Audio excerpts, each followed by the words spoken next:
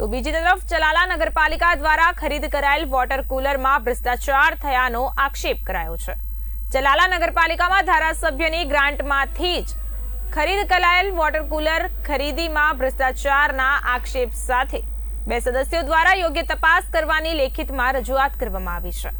ચલાલા નગરપાલિકાની પૂર્વ ઉપપ્રમુખ અને સદસ્ય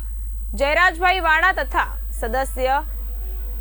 પરેશભાઈ કાથરેટિયાના જણાવ્યા મુજબ ચલાલા શહેરના જુદા જુદા વિસ્તારોમાં ધારાસભ્યની ગ્રાન્ટમાંથી વોટર કુલર મૂકવામાં આવી છે। નવાઈની વાત તો એ છે કે ગ્રાન્ટ પણ ધારાસભ્યએ જ ફાળવેલ હોય, તેમ છતાં એજન્સી દ્વારા કુલ 9 વોટર કુલર ISI અને ISO માર્કા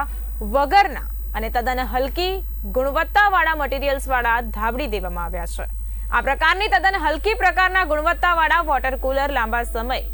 ટકી રહી શકે તેમ ન હોય ત્યારે પેમેન્ટ અટકાવવાની માંગણી હાલ કરવામાં આવી છે। મારા દ્વારા આક્ષેપો નહીં પણ રજૂઆત જે કરવામાં આવી છે, કારણ કે હમણાં થોડા સમય પહેલા ચલાલા શહેરમાં વિવિધ જાહેર સ્થળો ઉપર 9 જગ્યાએ આરઓ સિસ્ટમ અને વોટર કુલર મૂકવામાં આવ્યા। આ તમામ વોટર કુલર આદરણીય ધારાસભ્યશ્રીની ગ્રાન્ટમાંથી મૂકવામાં આવ્યા, પરંતુ જ્યાં જગ્યા ઉપર આ વોટર કુલર મૂકવામાં આવ્યા છે ત્યાં શહેરીજનો અને નાગરિકો દ્વારા અમને રજૂઆત કરવામાં આવી કે આ વોટર કુલર એકદમ નબળી અને હલકી કક્ષાના, નબળી ગુણવત્તાના હોય, તો અમારી ટીમ દ્વારા ત્યાં સ્થળ તપાસ કરતા એક પણ વોટર કુલર ISI કે ISO હોલમાર્ક નથી અને તમામ હલકી ગુણવત્તાના વોટર કુલર હોય એ બાબતે ચીફ ઓફિસર શ્રી અને એન્જિનિયર શ્રીને અમારા દ્વારા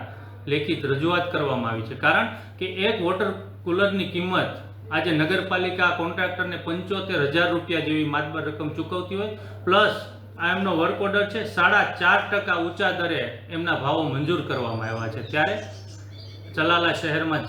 જાહેર સ્થળો ઉપર મુકાયેલા વોટર કુલર લોંગ ટાઈમ સુધી શહેરીજનો પાણી પી શકે, સારી ગુણવત્તાના મુકાય, એ અમારી 24 સભ્યોની જવાબદારી હોય। કારણ કે હમણાં જ યોજાયેલી નગરપાલિકાની ચૂંટણીમાં શહેરીજનોએ 24 સીટો ભારતીય જનતા પાર્ટીને આપી હોય, સારી ક્વોલિટીના કામો થાય, સારી ગુણવત્તાના કામો થાય અને શહેરીજનોની આશા અને અપેક્ષાઓ પૂર્ણ થાય, એ અમારી સૌની